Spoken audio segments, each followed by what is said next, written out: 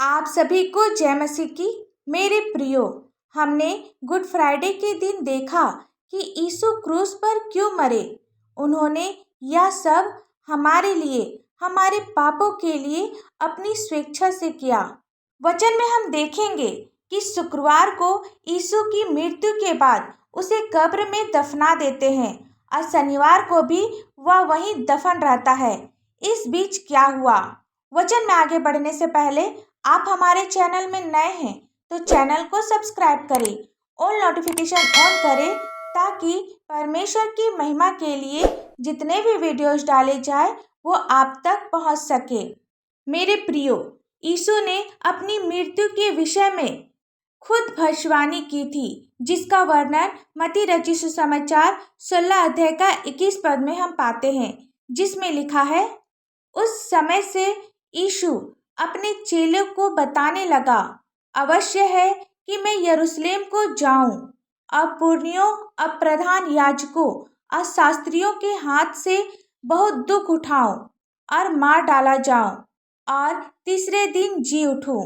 यहाँ हम देखते हैं कि यीशु ने अपने चेलों को जैसा बताया था वही हुआ।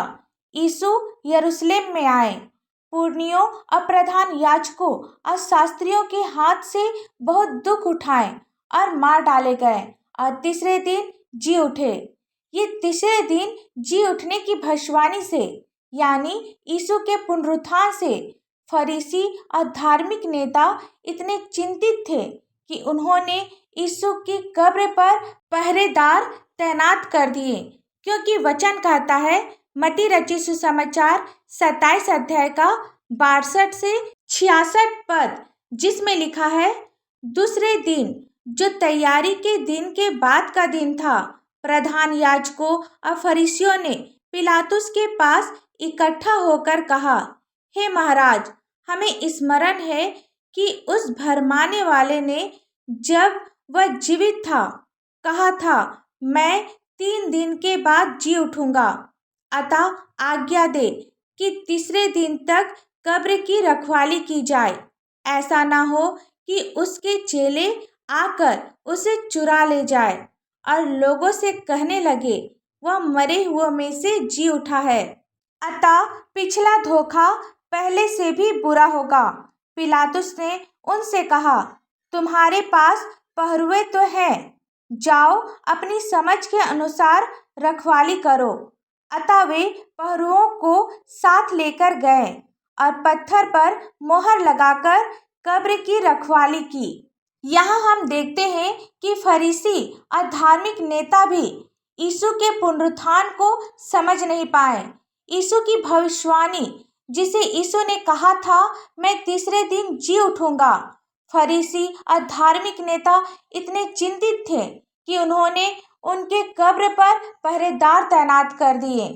जब शनिवार को यीशु अपने पुनरुत्थान के करीब पहुंचे तो कोई भी व्यक्ति, यानी पहरेदार जो बाहर तैनात थे, और कोई भी चीज यीशु के पुनरुत्थान को रोक नहीं सके। उसने मृत्यु पर विजय प्राप्त की। हमें इस बात पर आनंदित होना है कि कोई भी चीज हमें मसीह के प्रेम से अलग नहीं कर सकती। उसका शरीर चुराया नहीं गया। उसने मृत्यु पर विजय प्राप्त की और मृत्यु और अधोलोक की कुंजियां अपने पास रखता है। आप विश्वास करें और परमेश्वर के प्रेम को अपने जीवन में देखें। आइए हम सब प्रार्थना करें। धन्यवाद धन्यवाद धन्यवाद हो पिता परमेश्वर, हालेलुया हालेलुया हालेलुया। स्तुति स्तुति स्तुति हो, स्वर्ग धाम में हो शन्ना। पिता, हम आपको लाखों लाख धन्यवाद देते हैं आज के सुंदर से दिन के लिए पिता, और विशेषकर आज के सुंदर से वचन के लिए आपको धन्यवाद देते हैं। वचन को समझने में, वचन के अनुसार चलने में आप हमारी सहायता और मदद कर पिता। जितने भी भाई बहन, बच्चे, बुजुर्ग, नौजवान इस प्रार्थना को सुन रहे पिता, आप सभी के दिल और दिमाग को खोल पिता, ताकि ये सभी आपके गुण भेद को समझने पाए, आपके बताए हुए अच्छे मार्गों पर चलने पाए पिता। पिता, जिस प्रकार आपने मृत्यु पर विजय प्राप्त की पिता, उसी प्रकार पिता आप हम सभी के पापों को क्षमा कर इस प्रार्थना को आपके मीठे और पवित्र नाम से मांगते हैं। दया से सुन, स्वर्ग राज में ग्रहण कर। आमीन। परमेश्वर का यह वचन आप सभी के पास पहुँचे और आशीष का कारण बने, इसके लिए आप हमारे इस चैनल को लाइक, शेयर और सब्सक्राइब करें। धन्यवाद।